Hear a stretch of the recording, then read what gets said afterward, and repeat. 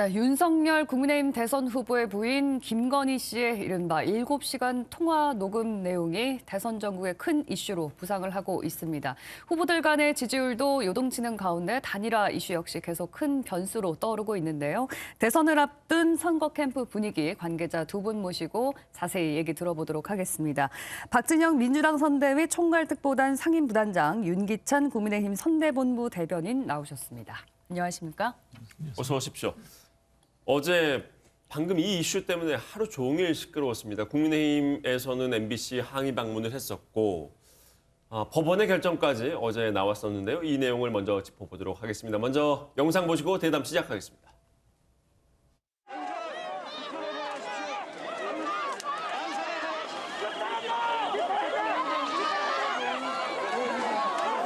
우리 국민의힘 의원들은 편파방송, 불공정 방송 사태를 방지하기 위해 적법한 절차를 통해 찾아왔습니다. 그런데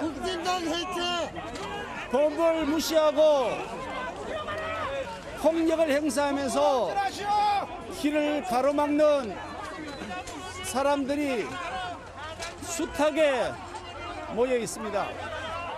무엇이 그렇게 두려워서 진실의 목소리, 국민의 항의의 목소리를 듣지 않고 밀실 속에 꽁꽁 숨어 방송을 하려 합니까? 예, 먼저 서울의 소리 기자가 김건희 씨와 지난해 이제 6개월 동안 20번 정도 통화한 내용, 7시간 분량이 녹취된 게 맞습니까? 20번이 아니고요. 예. 53번입니다. 7시간 45분이고요. 처음에 서울의 소리 이명수 기자입니다. 이렇게 하고 통화를 했거든요. 예. 근데 이렇게 통화가 수십 차례 이뤄진 건 저도 어떤 기술적인 그런 통화 방법이 있었는지 참 좀 대단하다 이렇게 생각합니다. 맨 처음 김건희 씨와 통화할 때 이렇게 얘기를 했어요. 서울의 소리 이명수 기자입니다. 아하. 그러면 나는 김건희 씨가 기겁을 하고 끊어버릴 줄 알았는데 이렇게 50여 차례가 넘는 통화를 한 거는 김건희 씨 측에서 서울의 소리에 엄청난 관심이 많이 있었을 거다. 자, 이번 주말에 지금 MBC에서 이 내용을 가지고 김건희 씨와 이 서울의 소리 매체 이 씨와 통화한 내용을 지금 보도한다고 한 것에 대해서 지금 법원은 3가지상 방송 금지 결정했습니다. 김건희 씨 수사받는 내용 관련한 거, 그리고 언론사에 불만 표시한 내용, 그리고 일상생활에 관련한 내용, 이런 것들은 빼고 나머지는 모두 방송이 가능하게 결정을 했는데요. 먼저 윤기찬 대변인님, 이번 법원의 결정 어떻게 보셨습니까? 저는 그 중앙선거관리위원회 유권 해석하고 약간 다소 좀 상반된다 이렇게 생각을 하고요. 뭐 법원의 결정이니까 존중은 합니다만은, 그러니까 국민의힘 입장, 그러니까 김건희 씨 입장에서 보면 본인이 어떤 통화를 했는지 자체를 기억을 잘 못해요. 그렇기 때문에 지금 그 특정 유튜브 매체가 모 공중파 방송사에 건넨 그 녹음 내용 자체를 잘 모르겠어요. 그러다 보니까 반론보도 요청을 했던, 해명 요청을 했던 그 3가지 내용하고, 그다음에 시중에 돌아다니던 6가지, 5가지 정도, 그 정도의 어떤 그 사실 확인이 안 되는 이런 내용들을 토대로 해서 신청을 했던 것이거든요.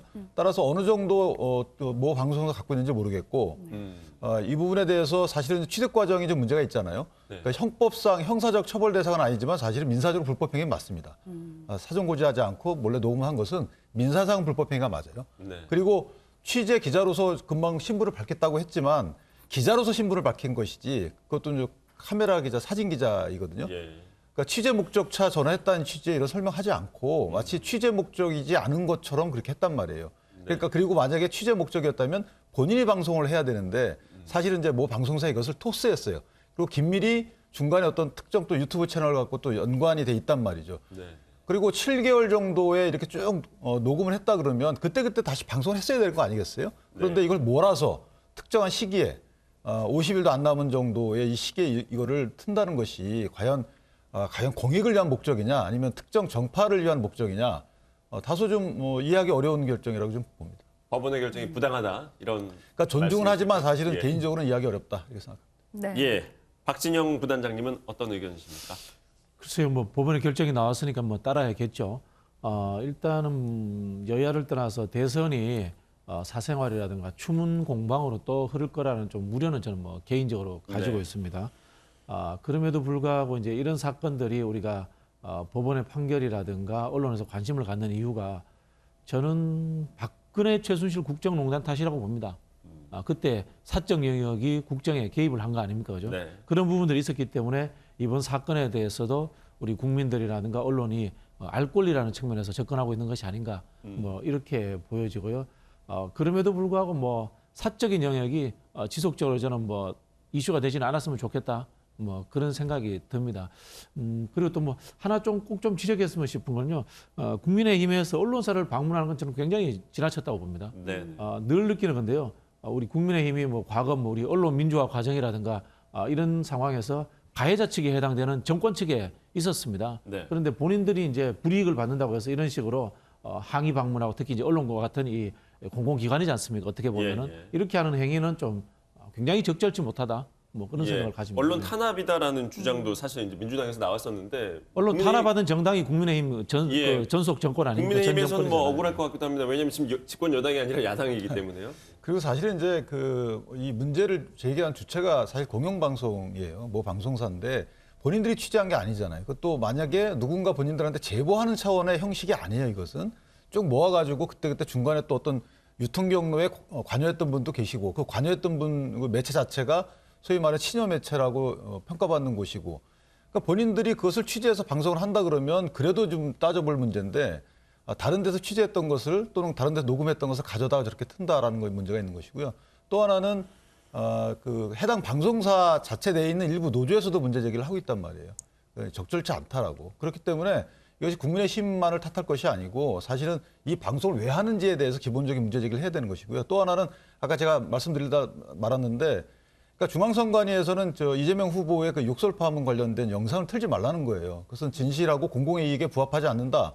따라서 이건 후보자 비방죄가 될 수 있으니까 이거 틀지 말아라고 유권 해석을 내렸단 말이에요. 네. 그런 것에 비춰보면 이번 법원의 결정에 불구하고 법원의 결정이라는 게 최종 판단이 아닙니다. 왜냐하면 이것은 가처분입니다. 네. 어떤 본안 사건의 최종 판결시까지 일단 먼저 임시 판단을 한 거예요. 따라서 이 가처분의 결과만 갖고 특정 방송사가 마음 놓고 방송한다. 그리고 관련된 자료들을 유통시킨다. 이런 부분들은 조심할 필요가 있는 것이고 네. 중앙선관의 유권 해석을 조금 더 눈여겨볼 필요가 있다. 저는 그렇게 생각합니다. 네, 예, 지금 말씀하신 예. 부분 이재명 후보의 통화 내용은 선거법 공개하는 것은 이제 선거법에 좀 위배된다라는 중앙선관위의 유권 해석과는 조금 다른 결정이 아니냐라는 말씀해 주시죠. 그런 불만이 있을 수 있습니다. 근데 뭐 늘 보면요. 법원의 결정을 존중해야 된다, 따라야 된다. 그 이야기 한쪽이 국민의힘입니다. 국민의힘이 늘 법원의 판단, 법치주의, 윤석열 후보가 늘 주장하는 게 법치주의 아닙니까? 그럼 그래서 따라야죠. 별 수 있겠습니까? 그런 생각이 들고요.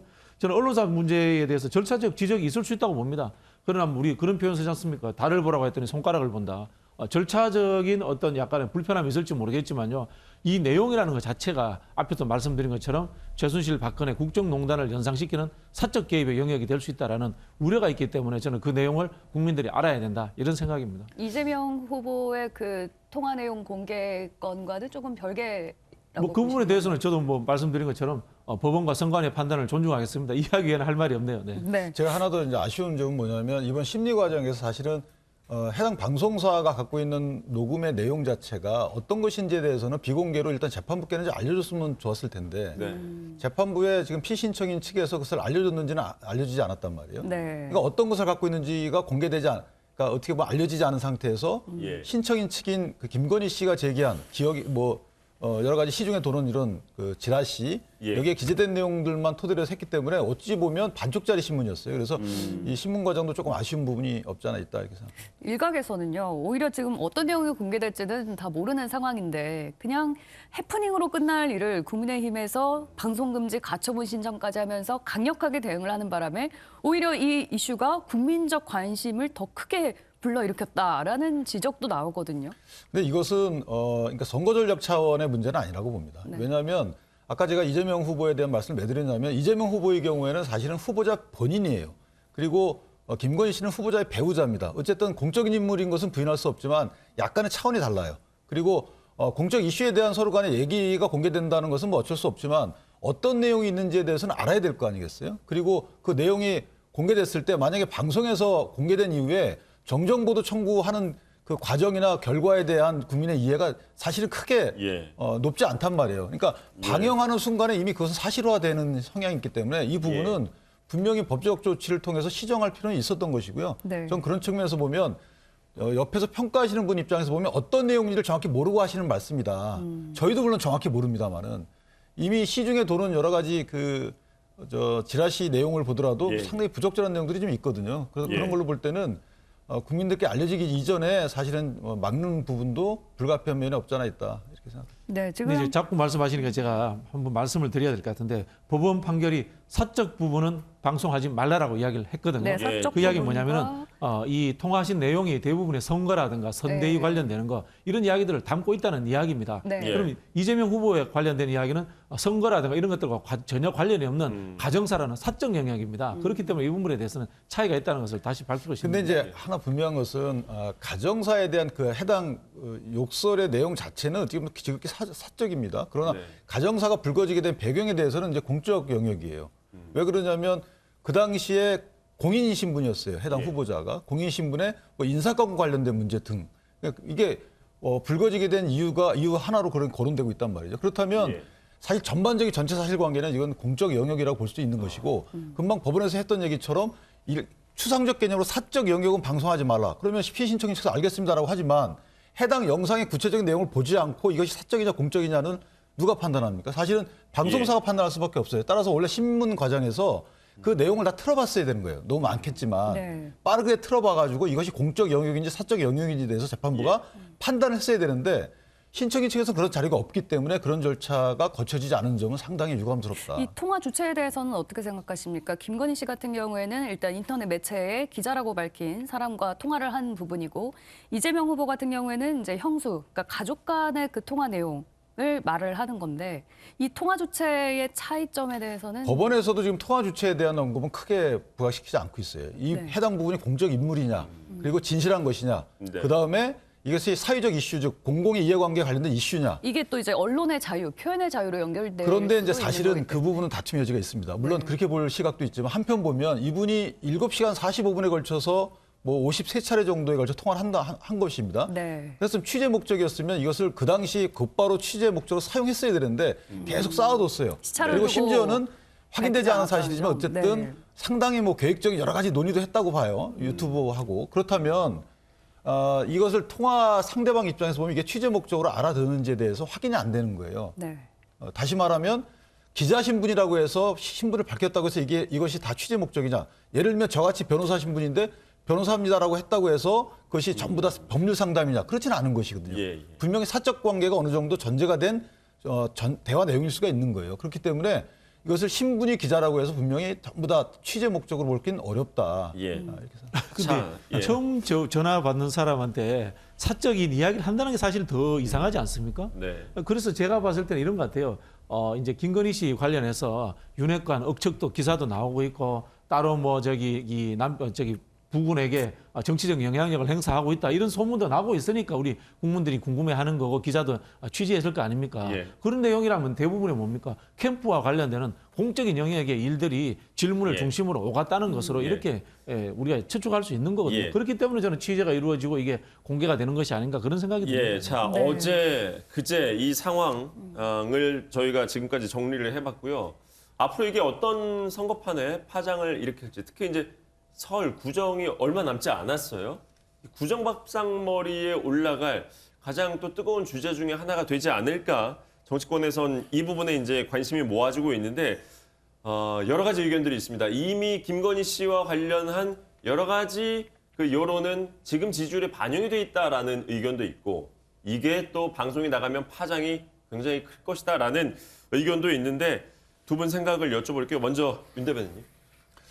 글쎄요, 뭐 이전에 없었던 유형의 그 이슈죠. 어찌 보면 배우자의 결혼 이전에 있었던 주된 그 사실들을 토대로 해서 이렇게 공영방송에서 방송까지 하는 이런 것이거든요. 예. 그건 없었던 것으로 보이고 오히려 이 부분을 옹호하다가는 역풍 맞을 가능성도 있다. 물론 이 대화 내용에 국민적 시각에서 볼 때 비판의 여지가 있으면 비판을 받아야죠. 그러나 정치권이 비판하는 것은 그것은 맞지 않다라는 생각을 해요.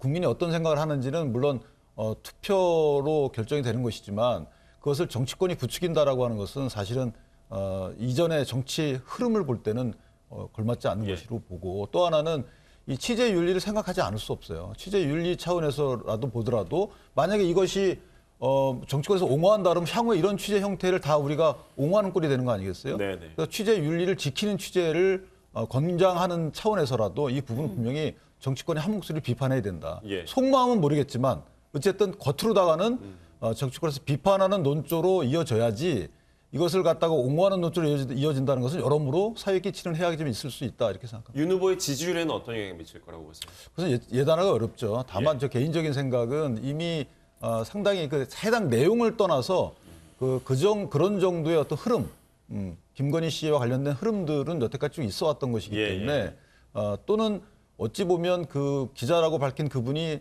저는 개인적으로 다수의 기망이가 있었다고 봅니다. 그러니까 어떤 형사적인 처벌 수위는 아니지만 인간적인 신뢰를 먼저 쌓은 뒤에 이렇게 한 어느 정도의 기망이가 있었다고 보기 때문에 취재 윤리 위반은 분명해 보여요. 그래서 이런 것들에 대한 국민적 인식 여하에 따라서는 지지율에 줄 영향이 미미할 것이라고 저는 생각합니다. 상황에 따라서는 그럼 역풍 효과마저도 있을지 저는 역풍이 불 수 있다고 봐요. 왜냐하면 자, 어떤 내용이 이제 이 사회적 이슈에 대한 평가예요. 근데 그 평가에 대해서 분명히 이 방송의 시각은 그 평가 자체가 어떻다는 게 아니고 그 평가는 수준을 문제 삼을 수 있어요. 네. 또는 그 이전에 발언했던 부분을 문제 삼고. 그런데 지금 후보들도 제가 특정 후보라고 말 안 하겠어요. 후보들이라고 평가하면 후보들도 공약에 관련돼서도 말이 많이 바뀌는 상황이란 말이에요. 그런데 후보들 자체에 대한 공약에 대한 이런 평가를 하면 이해가 하겠는데 자연인 신분이었던 지금에는 이제 공적 인물로 물론 변했지만 자연인 신분이었던 그 여러 가지 말을 갖고 대선판에 어떤 국민을 호도하려고 노력한다. 그런 세력이 있다라고 하면 저는 그것은 분명히 역풍을 맞을 거다. 윤 대변인 말씀은 지지율에는 영향이 미미할 것이다. 상황에 따라선 역풍마저도 불 수 있다. 이런 말씀을 주셨습니다. 역풍은 이제 우리가 흔히 하는 영린을 건드리다 국민 정서를 건드려야지 되는 건데요. 사실은 우리 국민의 다수가 우리 김건희 씨라는 분이 그럴 수도 있었겠네? 이렇게 상상력을 가지고 있지 않습니까? 네네. 기존의 행보들을 통해서. 그래서 저는 역풍 불 일은 없다 이런 생각이 들고요. 만약에 그렇다면 또 지지율에도 큰 변화가 없을 수 있지 않겠습니까? 저도 그런 생각이 듭니다. 어느 정도 예상하고 왜냐하면 있었던 거라면요. 김건희 씨는 지난번에 경력 논란이라든가 이런 것들 또는 이 인터뷰 행보에서 비슷하게 보이지 않았냐. 원래 그런 사람 아니냐. 저는 그럴 수 있다라는 생각이 들긴 합니다. 네. 이제 그렇고요. 제가 하나 좀 말씀드리고 싶은 건 취재윤리나 정치권의 도의 사실 지켜져야 되는 게 맞습니다. 맞는데 이 취재윤리나 정치권의 도의 이야기가 언제도 나왔냐면요. 최순실 정유라 이야기 나왔을 때도 초반에 그런 이야기 나왔습니다. 그래서 왜 그런 것을 취재하느냐, 정치권에서 왜 파헤치느냐, 안민석 의원 보고 막 지탄을 하기도 했습니다. 근데 그게 파고 들어가 보니까 국정농단이었던 거예요. 그런 우려가 있기 때문에 언론이 사실 파고들고 탐사 보도하고 취재하는 거지 않습니까? 그런 측면이 있고 앞에서도 말씀드린 것처럼 김건희 씨에 대해서 그런 부분에 대한 개연성의 의혹을 가지고 있기 때문에 이것들이 국민들이 더 의혹을 가지고 보고 있는 거고 알고 싶어 한다. 저는 그런 말씀 드리고 싶습니다. 네, 제가 알겠습니다. 한 말씀만 더 하면 틀린 말씀은 아니에요. 이제 국민적 시각을 저희가 함부로 재단하기는 어렵죠. 그런데 문제는 최순실 씨 그 당시에는 이제 특정 사람이 국정을 이제 운영하던 시기였어요. 그러니까 분명히 권력을 견제할 수 있는 시기였고 언론의 역할이 큰 것이죠. 그런데 지금은 선거 국면입니다. 선거 아주 민감한 시기예요. 그렇다면 제가 그분께 한 말씀 드리고 싶은 것은 애당초에 만약에 그런 국민적 판단에 분명히 영향을 끼칠 자료를 확보했어요. 공적 이슈고 어떤 사회적 이슈에 대해서 특정 공적 인물이 이 부분을 어떻게 생각하는지를 국민께 알려야 되겠어요. 그럼 왜 미리 안 알렸냐 이겁니다. 두 가지 중에 하나죠. 본인 스스로 볼 때 이것은 국민들께 알릴 필요가 없는 사안이거나 또는 갖고 있다가 특정 시기에 어떤 정치적 목적으로 이거 사용하려고 했거나 만약에 취재 목적으로 사용하려고 했다면 첫 번째는 본인이 그 당시에 취득하자마자 냈어야 되겠죠. 두 번째는 이것을 본인이 냈어야 돼요. 왜 이것을 다른 공영방송에 그것을 토스합니까? 이런 여러 가지 행태로 볼 때 주제, 행태, 상황 등을 볼 때 저는 이것은 상당히 부적절하다. 법원의 판단을 떠나서 따라서 정치권이 이것을 바라보는 시각 자체는 아까 말씀드린 대로 내부의 어떤 기대감 이런 것을 떠나서 외부의 국민들께 하는 목소리는 분명히 한 목소리로 합쳐질 필요가 있다. 네. 해당 방송사에서 이제 일부 내일 저녁에 동의합니다마는 잠시만요. 내일 네. 저녁에 이제 이 내용을 공개한다고 하니까요. 또 그 내용이 어떠냐에 따라서 또 예. 계속 공방이 네. 계속될 것 같고요. 저희가 좀 다음 이슈도 좀 짚어봐야 네, 네. 되기 때문에 지지율을 좀 더 살펴보도록 하겠습니다. 선거일이 계속 다가오면서 대권 주자들의 지지율도 계속 요동을 치고 있는데요. 최근 나온 지지율을 좀 자세히 살펴볼까요? 자, 한국갤럽에서 실시한 여론조사 결과입니다. 더불어민주당 이재명 후보가 37%, 윤석열 국민의힘 후보가 31%, 또 국민의당의 안철수 후보가 17%, 정의당의 심상정 후보가 3% 지지율을 나타내고 있는데요. 여기서 좀 눈여겨볼 것은 국민의당의 안철수 대선 후보의 지지율 17%가 넘는 결과가 나오기도 했습니다. 지금까지 실시한 대선 여론조사에서 안 후보로서는 최고치를 경신한 셈인데요. 양 캠프에서는 어떻게 보시는지 궁금합니다. 뭐 일단은 이번 선거에 이 후보 구도의 독특함이 존재해요. 네. 첫 번째는 윤석열 후보든 이재명 후보든 두 사람 다 전통적으로 그 당의 주류라고 할 수 없는 사람이에요. 네. 그리고 두 사람이 다 리스크를 가지고 있는 겁니다. 앞에서도 말씀하셨지만 뭐 이런 거, 왜 그런 후보를 뽑아가지고 안 그랬으면 이런 뭐 언론에서 난리치고 이런 일도 없을 건데 네네. 그런 말씀 드린 것처럼 그런 상황이 있기 때문에 유동성이 있으니까 안철수 후보는 사실은 핵심 지지층이 없어요. 핵심 지지층이 없는데 타 후보의 지지율이 빠지면 그걸 이제 받아먹는 식으로 가는 상황인데 제가 봤을 때는 특히 이제 윤석열 후보가 지난번에 있었던 이제 부인 리스크 문제라든가 또는 멸공 뭐 발언이라든가 이런 것들을 선대의 통해 갈등도 가지고 있었고요. 지지율이 빠졌고 네. 또 한편으로 그것을 회복하는 과정에서 굉장히 오른쪽으로 이동을 해버려요. 네. 오른쪽으로 이동을 해버리니까 중도가 비어버리는 거죠. 그 공간을 저는 안철수 후보가 차지했다. 뭐 이렇게 보여지고요. 네. 그런 부분에서 이재명 후보의 지지율이 빠지지는 않았습니다만은 안철수 후보가 차지한 중도라고 하는 것도 사실은 보면은 정권 심판론의 의식을 갖고 있는 분들이 아닌가라는 그런 저는 위험 요소가 민주당 쪽에는 있다 이렇게 보여집니다. 네, 선대위 갈등이 좀 봉합되고 나서 어느 정도 지지율이 회복될 거라고 기대를 했는데 상당수 지지층이 아직 윤석열 후보에게 가지 않은 것 같다라는 분석이신데 국민의힘 내부에서는 어떻게 보고 계신지? 일단 지지율 추가 하락이 막힌 것만 해도 사실은 이제 큰 성과라고 보고요. 어쨌든 지금 금방 말씀하신 것에 저도 동의하는 부분이 이 지금 현재 선거판이 2016년도 총선에 다시 한번 그 모습이냐 아니면 지난 19대 대선의 모습이냐의 차이인 것 같아요. 그러니까 예. 민주당도 상당히 복잡한 심산이고 저희도 상당히 복잡한 마음이거든요. 왜냐하면 네. 안철수 후보의 이런 약진이 과연 어느 특정 정당에 확실하게 도움이 되는 것이냐 또는 손해를 주는 것이냐라고 단정하기 아직 어려워요. 네. 안철수 후보가 지지율이 올라가는 그 경로를 보면 급작스럽게 처음에 올라갔거든요. 그때는 호감도를 기반으로 한 상승이라고 저는 봅니다.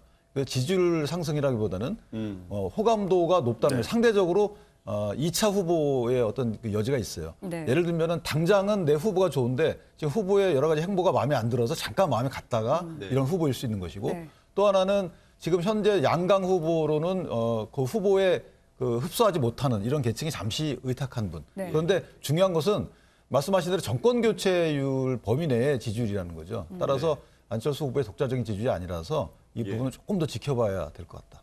예, 알겠습니다. 저희가 뭐 지지율 관련해서 나눌 얘기들이 좀 여러 가지가 있는데 오늘 네. 못한 내용들 또 내일 이어서 또 가보도록 하겠습니다. 오늘 대답은 여기까지 하겠습니다. 고맙습니다.